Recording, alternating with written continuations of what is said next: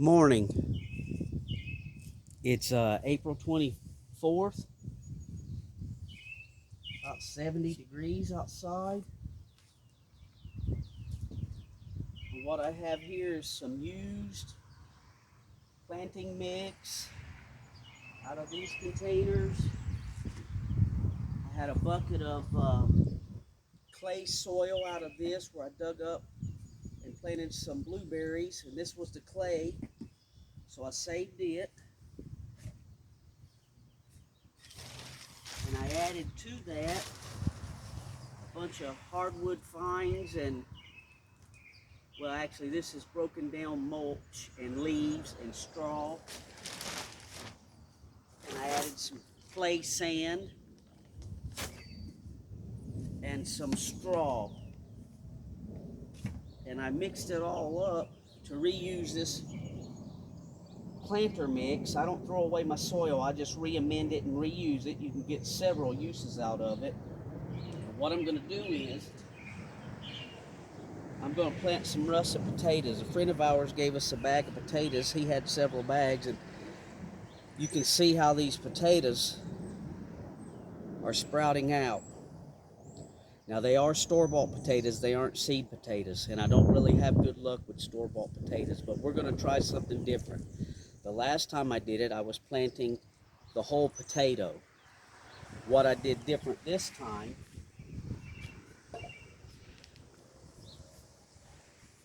is I broke these little sprouts off and I put them in some seed starting mix, just the sprouts, not the potato, and you can see they're doing really well. So I'm going to plant these sprouts instead of the potato, and we'll see if it does any better.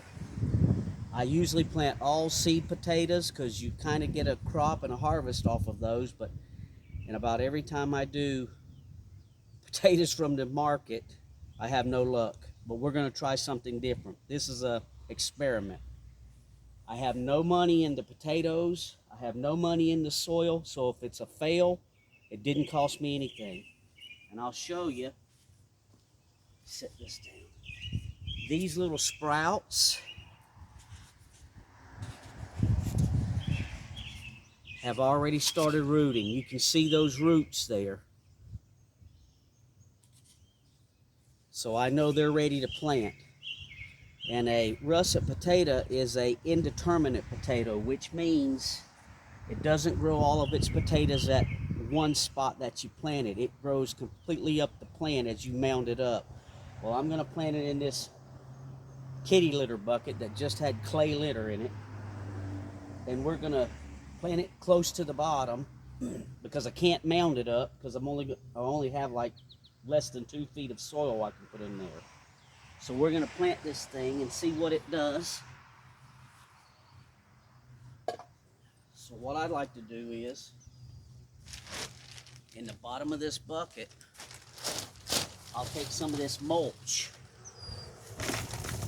I've drilled probably 30 or 40 holes in the bottom of the bucket, and we'll just put some of that mulch down in there.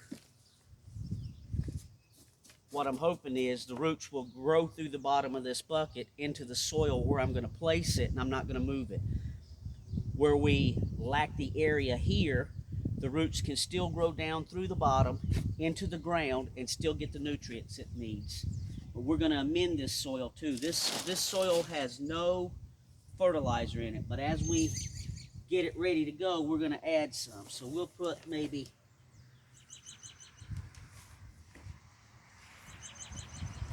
3 or 4 inches of soil in the bottom of that bucket. You can see that. We'll add a little bit of bone meal, probably just a little handful. And we'll add just a little handful of this tomato and vegetable fertilizer. It's a 364, not a high nitrogen. We want potatoes, not potato leaves. So we'll do about a handful of that because that's a heavy feeder. And then we'll add a little bit of worm castings.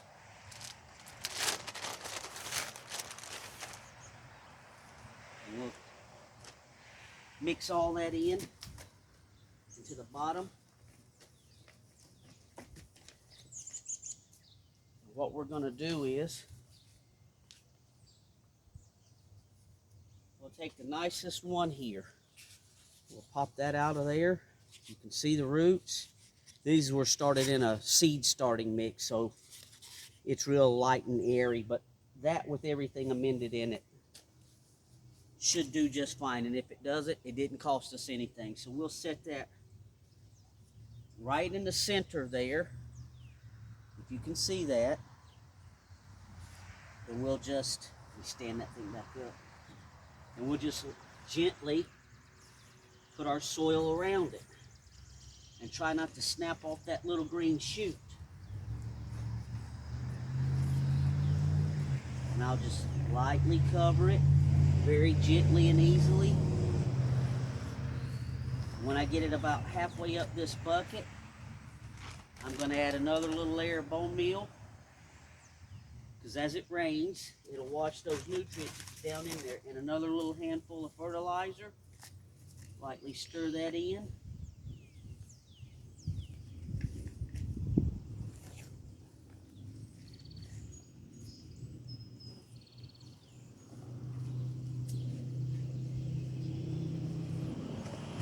Give it a few taps. Not too heavy, I don't want to break the stalks off. And then what we'll do is just top it off with some of this straw.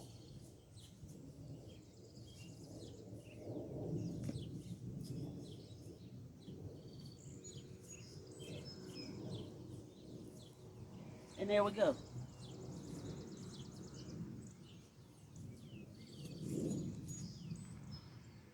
So if you don't have any luck planting store-bought potatoes, or you've never tried it, or you got some potatoes in your cupboard that's sprouting out like this, you could plant the whole potato.